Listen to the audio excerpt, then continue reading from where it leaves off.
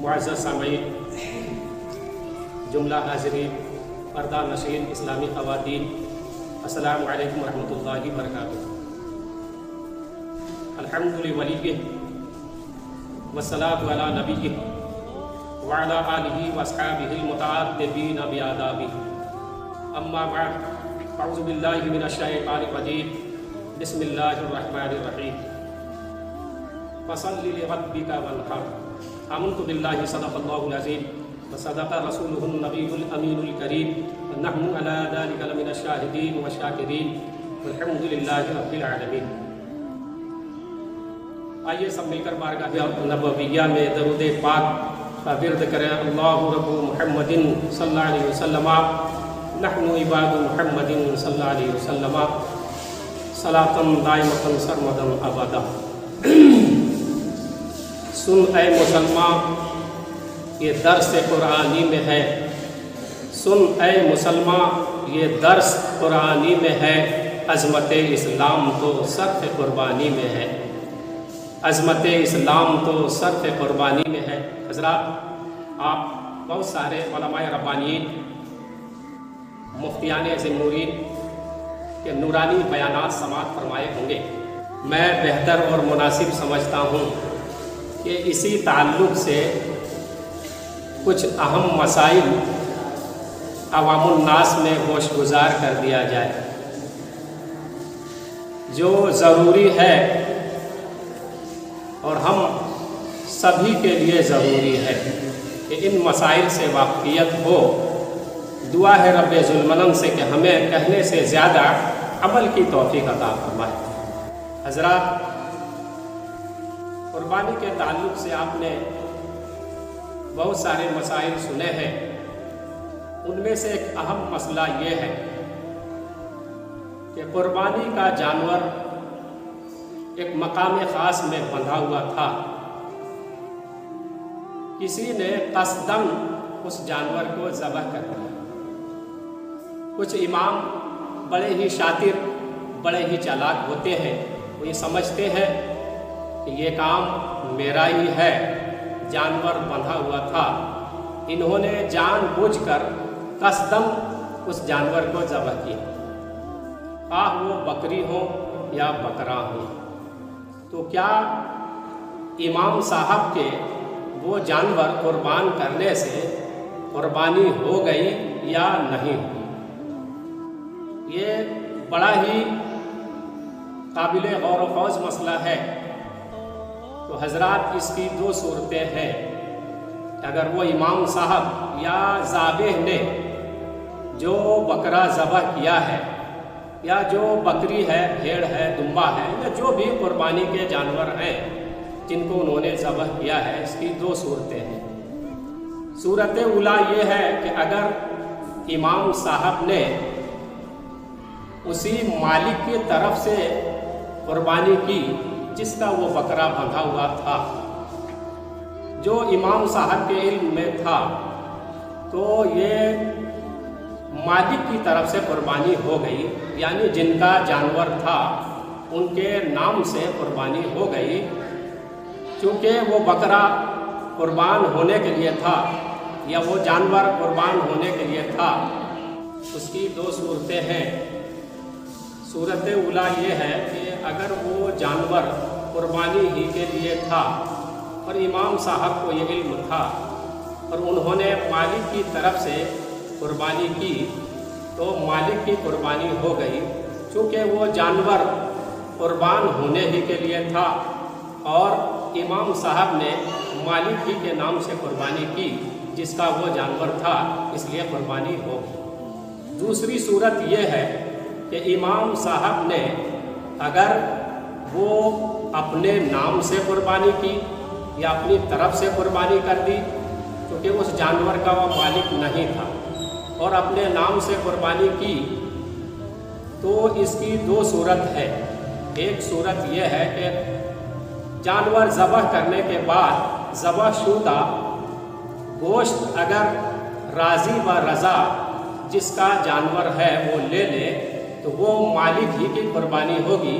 ज़ाबिह की या इमाम साहब की अपनी तरफ से कुर्बानी करने से نہ امام کی ہوگی، نہ کوئی اور ذبح کرنے والا جس کو ذابح کہا جاتا ہے اس کی ہوگی۔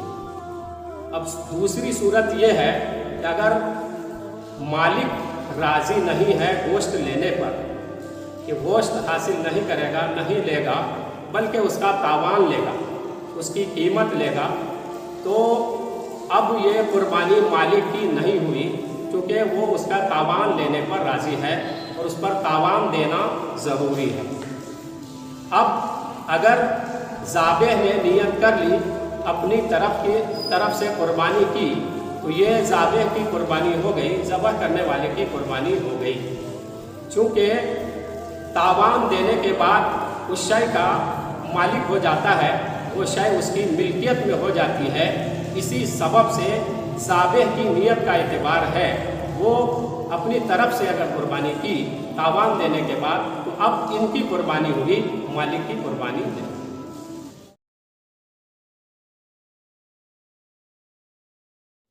السلام علیکم ورحمۃ اللہ وبرکاتہ۔ حضرات، یہ مسئلہ تھا کہ جان بوجھ کر ایسا کیا۔ اب دوسرا ایک اہم مسئلہ یہ ہے کہ اگر دو شخص کے قربانی کے جانور بندھے ہوئے تھے، مان لیا جائے کہ 2 بکرا بندھا ہوا تھا، 2 بکرے بندھے ہوئے تھے، اور دونوں بکرے قربان ہونے ہی کے لیے تھے۔ 2 شخصوں نے انہیں پکڑ کر، جن کی ملکیت میں وہ بکرے تھے، انہوں نے اسے ذبح کر دیا،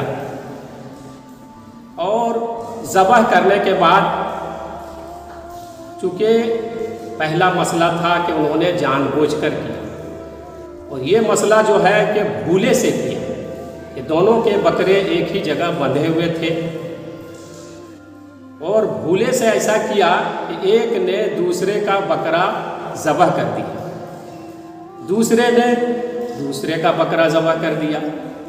تو اب کس کی قربانی ہوئی اور کس کی نہیں ہوئی، یہ جاننا ضروری ہے، اور ہر شخص کے لیے ضروری ہے۔ کبھی ایسا ممکن ہوتا ہے، کبھی یہ ممکن صورتیں پیدا ہو جاتی ہیں، ایک ہی جگہ جانور بندھے ہوتے ہیں اور علم نہیں ہوتا، اور بھولے سے ایک آدمی دوسرے کا جانور ذبح کر دیتا ہے، تو اب کس کی قربانی ہوئی اور کس کی نہیں ہوئی؟ تو اس کا حکم یہ ہے کہ ذبح کے بعد اگر علم ہوا کہ یہ بکرا میرا نہیں تھا، یا یہ بکرا میرا نہیں ہے، بلکہ پہلے شخص نے جس کو ذبح کیا ہے، جس کو قربان کیا ہے، وہ بکرا میرا ہے اور یہ بکرا ان کا ہے، تو ذبح شدہ گوشت لے لیں۔ جن کا جو بکرا ہے، اگر وہ گوشت لینے پر راضی ہو جائے تو دونوں کی قربانی ہوگی، کیونکہ وہ دونوں جانور قربان ہونے ہی کے لیے تھے اور اس کی قربانی دے دی گئی، اس لیے دونوں کی قربانی ہو گئی۔ یہ مسئلہ اس وقت ہے جب لینے پر، گوشت لینے پر دونوں ہی راضی ہو جائیں۔ دوسرا ایک مسئلہ یہ ہے کہ یہ علم بعد میں ہوا کہ وہ ہضم کر چکا تھا، وہ گوشت کھا چکے تھے، اب کھانے کے بعد علم ہوا، تو اب کیا کیا جائے، اس کی کیا صورت ہوگی؟ تو اگر کھانے کے بعد علم ہوا کہ یہ بکرے کا گوشت میرا نہیں تھا، بلکہ وہ بکرا میرا تھا جو دوسرے شخص نے قربان کیا، تو آپ ایک دوسرے سے معافی کرا لیں۔ ایک دوسرا اگر معاف کر دے تو پھر دونوں کی قربانی ہوگی۔ اب اگر معافی پر راضی نہ ہو تو اس کی صورت الگ ہے کہ دونوں ہی معافی پر راضی نہ ہوں، تو اب اس کی قیمت کا تاوان لے سکتا ہے، اور تاوان لینے کے بعد جو رقم مہیا ہوتی ہے اس رقم کو صدقہ کر دیا جائے۔ یہ اس وقت ہے جب کہ دونوں اس فعل پر راضی نہ ہوں، اور اگر راضی ہوں तो फिर दोनों की कुर्बानी। अस्सलामु अलैकुम रहमतुल्लाहि बरकातुहू। हज़रात, इससे पहले दो अहम मसले मैंने बयान किए। अब तीसरा एक अहम मसला यह है, एक मसला था कि जानकर कसदन ज़बह किया, दूसरा मसला था कि भूले से किया।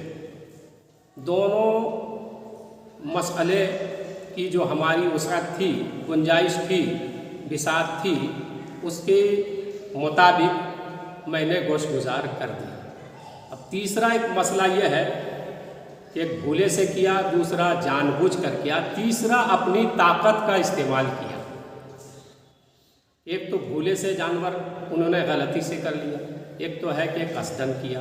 अब यह है कि अपनी ताकत, अपनी पावर का इस्तेमाल किया कि दूसरे के कुर्बानी के जानवर बंधे हुए थे, इन्होंने गसब कर लिया, जबरन उस जानवर पर कब्जा कर लिया और अपनी तरफ से कुर्बानी कर ली। उस जानवर को कसदन गसब किया। गसब कहते हैं जो शय अपनी मिल्कियत में न हो और उसे जबरन इस्तेमाल किया जाए। तो अब चूँकि वो शय, वो जानवर इसकी मिल्कियत में नहीं था, इन्होंने गसब कर लिया, उससे छीन लिया और उसे कुर्बानी कर दी। तो अब ये कुर्बानी उसकी हुई कि नहीं, चूँकि वो जानवर इसकी मिल्कियत में नहीं है, उसका मालिक नहीं है। तो इसका हुक्म यह है कि उस जिस जानवर का मालिक वहाँ मौजूद है, अगर वो जिंदा उसकी कीमत, उसका तावान लेने पर राज़ी हो जाए तो कुर्बानी होगी। और अगर जिंदा बकरा या जिंदा बकरी की कीमत, उसका तावान लेने पर राज़ी नहीं हुआ, बल्कि वो ज़बह शुदा है और ज़बह के बाद जो कमी या ज़्यादती हुई है उसका तावान लिया, तो कुर्बानी नहीं।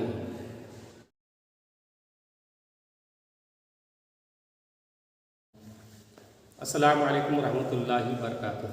हज़रात, अज़े कबल मैंने कुर्बानी के ताल्लुक़ से चंद अहम मसाइल बयान किए जो आपने मुशाहदा किया होगा।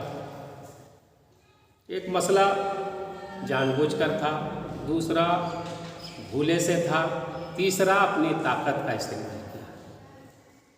अब एक चौथा मसला यह है जो बड़ा ही डेंजर है, बड़ा ही ख़तरनाक है, जहाँ तक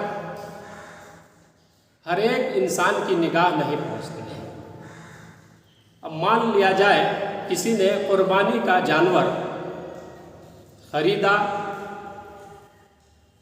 और ख़रीदने के बाद अब उस जानवर को उसी शख्स ने जिन्होंने कुर्बानी के लिए ख़रीदा था, यानी जिस पर कुर्बानी वाजिब थी, अपने ही जानवर को दूसरे की तरफ से कुर्बानी कर दिया या दूसरे के नाम से ज़बह कर दिया कुर्बानी के। तो अब कुर्बानी हुई कि नहीं हुई या किसकी हुई, ये जानना बहुत ज़रूरी है कि उस जानवर का खुद ही वो मालिक है, मगर दूसरे की तरफ से उसे कुर्बान कर रहा है, तो इसकी कुर्बानी होगी या उसकी होगी। तो हज़रात, इसकी दो सूरत है कि जिसकी तरफ अपने जानवर को जिसकी तरफ से ज़बह किया इन्होंने, उसके हुक्म से किया या उसके बगैर हुक्म के किया। दो सूरत है। बहरहाल दोनों सूरतें नाजायज़ हैं।